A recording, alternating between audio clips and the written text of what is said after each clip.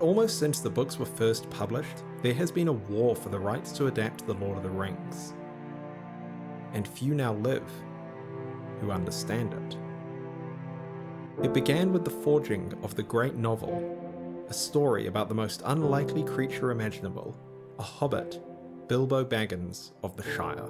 And it was from here that the world of Middle-earth was born. J.R.R. Tolkien would spend his entire adult life building this universe, but in his lifetime would only publish one other novel of Middle-earth. Because there is only one Lord of the Rings. Only one. It was split into 3 separate volumes by his publisher, which was a sensible commercial decision, but Tolkien always thought of it as one single novel consisting of 3 parts. The Hobbit and the Lord of the Rings were published by Allen and Unwin, which was bought by HarperCollins in 1990. Then and now, they held the literary publishing rights, but at the same time, Tolkien himself still owned the rights to the story itself. And within these rights was bound the strength and legal permission to adapt his work to another medium. And such power does not stay hidden for long. In 1969, he sold the exclusive film, merchandising and stage rights to The Lord of the Rings and The Hobbit to United Artists for £100,000. But he kept a 7.5% royalty interest in any future adaptation. And for reasons lost to history, the right to make a TV series longer than 8 episodes also stayed with Tolkien. I wonder if that's going to be relevant later. Both before and after his death in 1973, Tolkien's business affairs were wrapped up in a company called the Fourth Age Limited, which was renamed in 2013 to the Tolkien Estate. And until his death in 2020, the estate was led by Tolkien's son, Christopher, who was responsible for editing and publishing several other books set in Middle-earth, based on the extensive notes left behind by his father. You finished it. Not quite. There's room for a little more.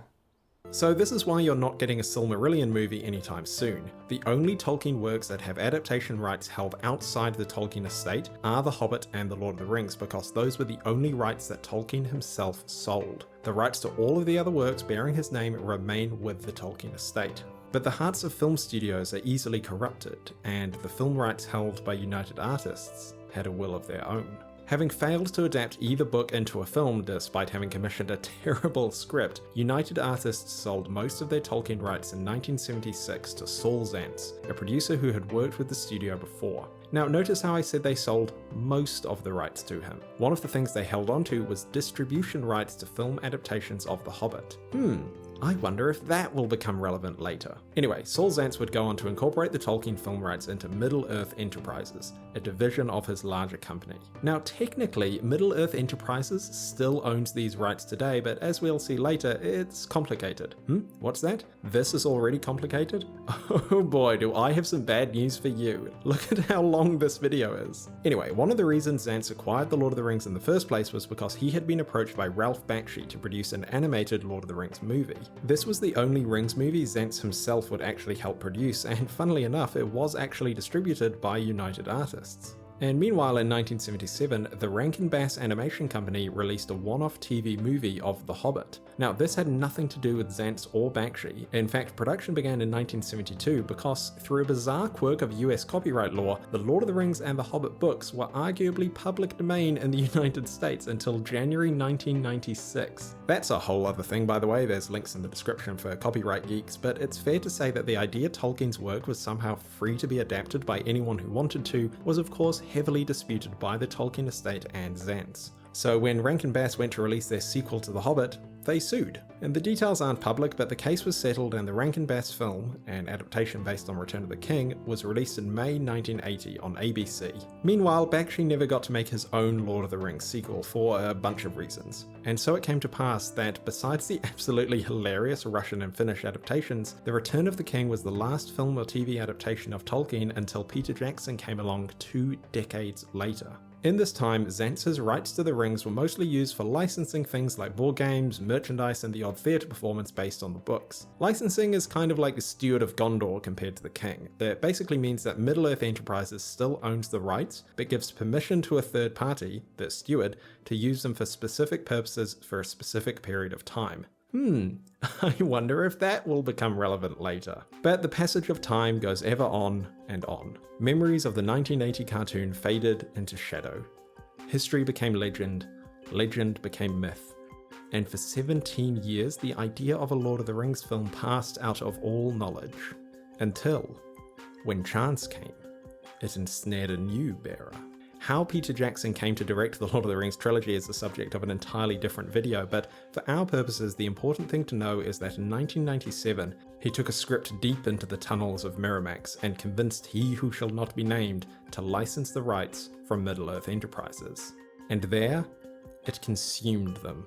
The licensing agreement brought to Miramax and Jackson unnatural development hell, with the pair disagreeing over whether the adaptation should be 1 or 2 movies. He Who Shall Not Be Named effectively tried to force Jackson into making 1 film or none at all, and gave him just 4 weeks to try and find another studio to not only agree to produce Jackson's script for what was then 2 movies, but also give Miramax a 5% take of the gross because of the money they had already spent developing Jackson's script. It was designed to be a deal impossible to accept. But something happened then the Dark Lord did not intend. Jackson secured agreement from New Line Cinema to produce his script as a trilogy, and they bought the rights off Miramax. And the time would soon come when this agreement would shape the fortunes of all involved. Because the Lord of the Rings trilogy was among the most successful movies of all time and launched a whole new wave of interest in Tolkien's writings. So Middle-earth Enterprises licensed a whole host of new Rings merchandise, but this was all based on the books. Merchandise and video games based on the films was still owned by New Line Cinema under their licensing agreement with Middle-earth Enterprises. But here's where the lawsuits really get rolling, because in this complex web of ownership and licensing, everyone saw the $2.9 billion that the films brought in and went, First up was an August 2004 lawsuit by Middle-earth Enterprises against New Line Cinema, claiming they were owed $20 million in unpaid royalties from the Jackson films. And around the same time, Peter Jackson was also suing New Line, claiming he was also underpaid by the studio. What about the lawsuit? We've already had it. We've had one, yes. What about second lawsuit? Both disputes were settled out of court, but that was only the battle for profits deep. The battle for Middle-earth was about to begin. In February 2008, the Tolkien estate and HarperCollins Publishing took New Line Cinema to court for a whopping $150 million. They claimed that all they had seen from the massive financial success of the Jackson films was an upfront fee of $62,000 before production even began, and their claim for $150 million was based on the terms of Tolkien's original sale of the film rights, which promised a 7.5% cut of the film's profit to the estate. And problematically for New Line, this lawsuit effectively blocked the production of the Hobbit movies until the dispute was settled. That happened a year and a half later in September 2009. Once again, the details weren't made public, but the Tolkien estate gave its blessing for production on the Hobbit films to continue. In the meantime, New Line Cinemas was acquired by Warner Brothers, while way back in 1981, United Artists, the studio that still owned distribution rights for the movies based on The Hobbit, had been acquired by MGM. So this partly explains the production hell of the Hobbit films, dubbed immortally by Lindsay Ellis as the Battle of the Five Studios. You have Warner Brothers and its subsidiary New Line financing the production, you have MGM distributing it, then you have Peter Jackson's production company Wingnut Films actually making them, then Middle-earth Enterprises is taking a cut, as is Miramax because of the original deal that He Who Shall Not Be Named cut with New Line back in 1997. A tad excessive, isn't it? Anyway, the Hobbit movies also unleashed a new wave of merchandising based on Tolkien's works, and as before, merchandise based on the books was still licensed by Zaentz, while anything related to the movies was done by the studios. Even the Hobbiton movie set in New Zealand operates under agreement from the studios, and if you haven't seen my mini documentary about how that came about, which you probably haven't based on the view count, then you really should. Trust me, you'll learn something and also get to meet this sheep.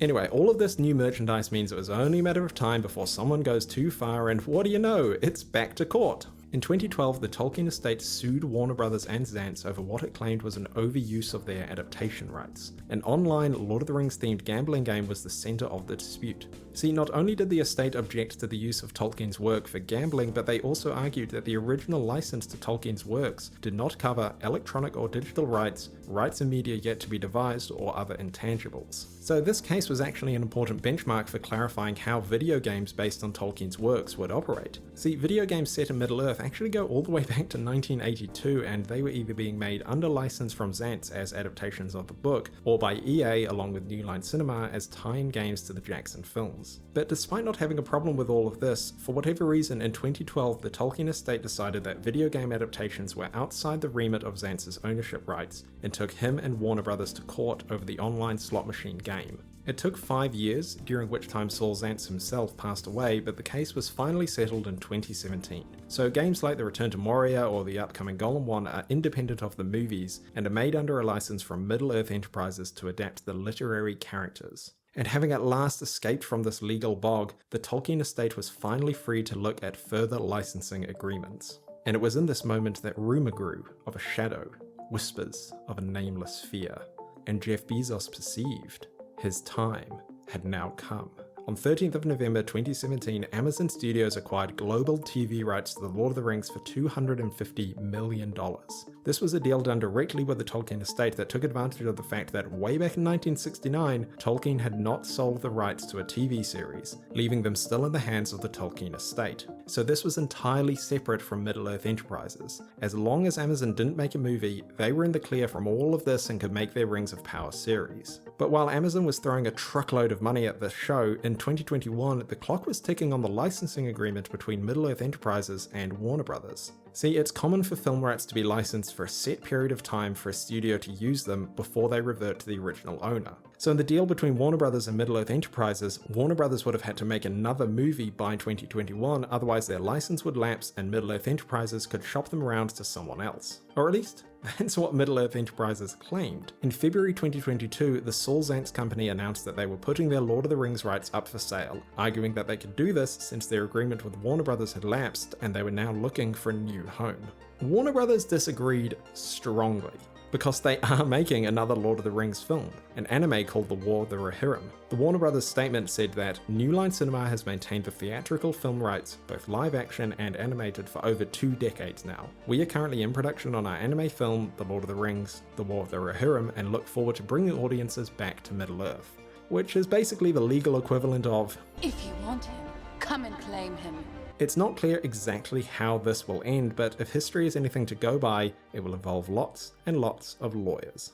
But the journey does not end here, because in August 2022, Middle-earth Enterprises was acquired by the Embracer Group, a Swedish gaming conglomerate. That's right, they didn't buy the rights to The Lord of the Rings, they bought the entire company. So Middle-earth Enterprises still holds the rights to the rings. All that has changed is it's now a subsidiary of Embracer, not the Saul Zaentz company. But the statement announcing the sale from Embracer contained a few things that raised some eyebrows and awoke the lawyers. But the oliphant in the room was that Embracer claimed Middle-earth Enterprises had a financial interest in the Rings of Power series by Amazon, which, if you've been paying attention, is very much not the case. The executive producer of Rings of Power was asked about this during press for the show, and she just said, "I'm sure Amazon will have some thoughts about that." So today, in September 2022, this is how things stand. The Tolkien estate owns the copyright to all of J.R.R. Tolkien's literary works, which are published by HarperCollins. Besides The Lord of the Rings and The Hobbit, adaptation rights to all the other Tolkien books, including the Silmarillion, remain with the Tolkien estate. Middle-earth Enterprises owns the motion picture, gaming, merchandise, and stage rights to The Hobbit and The Lord of the Rings novels. The Embracer Group owns Middle-earth Enterprises as a subsidiary company, having bought it from the Saul Zaentz company in August 2022. Through Middle-earth Enterprises, dozens of other companies have licensed rights to make various forms of merchandise and video games based on the Lord of the Rings and the Hobbit novels. Warner Brothers and its subsidiary New Line Cinema owns the copyright to Peter Jackson's Lord of the Rings and Hobbit movies, including merchandise and video games based off those films. These films were made through a licensing agreement with Middle-earth Enterprises that allowed them to adapt Tolkien's work in the first place. Now, whether that licensing agreement is still valid is the subject of an ongoing dispute between Warner Brothers and Middle-earth Enterprises. Finally, Amazon Studio owns the global rights to TV adaptations of the Lord of the Rings and Hobbit novels, which they have used as the basis for the Rings of Power series. And so here at last, on the shores of the sea, comes the end of this video. But the last pages are for you, dear viewer. Because 2 things are clear to me now, as they should be to you. The first is the truth that, for as long as people continue to get lost in the world Tolkien created all those years ago, people will continue to look for new ways to bring that world to life. And the second is, it's only a matter of time before the lawyers turn up and say, well, I'm back.